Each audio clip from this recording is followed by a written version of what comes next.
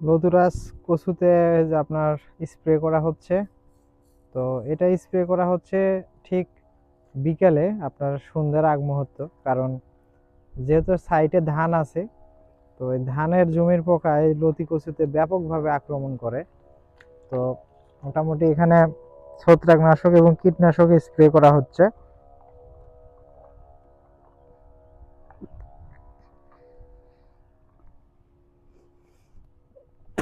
আর spray করার পূর্বে আমরা লতির জমিটা হচ্ছে পানি শুকিয়েছিলাম, হালকা হালকা পানি আছে এখন মাঝে, মানে এই পুরো জমি শুকায়া যাবে।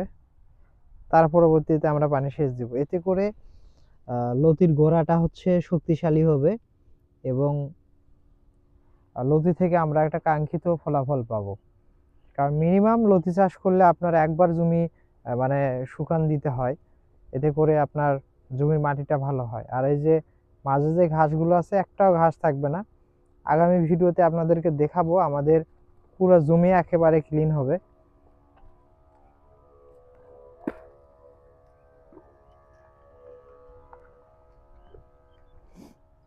লতি আপনার ধানের থেকে একটি লাভজনক চাষ। যারা লতি চাষ করেছেন তারা জানেন। আর যারা নতুন উদ্যোক্তা ভাবছেন যে লতি চাষ করবেন, তো আমি তাদেরকে বলবো আপনারা নির্ভয়ে লতি চাষ করেন। কারণ লতিতে আসলে এখানে লসের কোনো অপশন আমি দেখি না। কারণ এটা আপনি দুইভাবে সেল করতে পারবেন।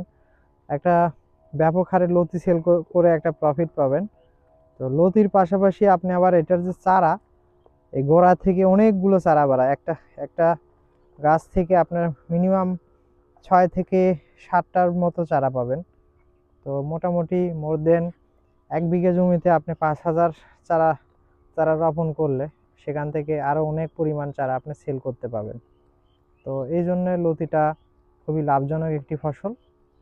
সবাই লতি চাষ করেন, এবং লতি চাষ করলে আপনার সময়সীমাটা একটু নির্ধারণ করতে হবে।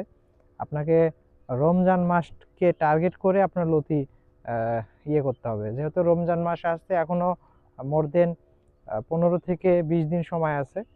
তো মোটামুটি এর আগেই আমাদের মোটামুটি এটা লতি আসবে। যদিও আমাদের লাগানো একেবারে পারফেক্ট সময় হয়েছে, ফুল রমজান আমাদের লতি হারভেস্ট হবে, এবং রমজানের পরেও আমাদের লতি ব্যাপক হারভেস্ট হবে।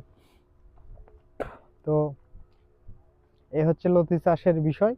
আর আমাদের লতি চাষ করতে গেলে যে মূল বিষয় হচ্ছে লাইনগুলো দেখেন একেবারে স্ট্রেট সোজা, এক লাইন থেকে আরেক লাইনের ডিস্টেন্সটা এখানে খুবই ম্যাটার করে। তো সবাই ভালো থাকবেন, এই লতি চাষের সাথে থাকবেন। ইনশাল্লাহ আপনাদের লতি হারভেস্ট পর্যন্ত আমরা ভিডিওতে দেখাবো আমাদের কেমন ফলন হয়, কীরকম প্রফিটেবল হয়। যদিও আমরা ইতিপূর্বে অনেক চাষ করেছি লতি, এবারও করছি, এবং আগামীতে ইনশাল্লাহ এখানে পুরো প্রজেক্ট জুড়েই শুধু লতি হবে। সবাই ভালো থাকবেন, সুস্থ থাকবেন, স্বপ্ন অঙ্কুরের সাথে থাকবেন।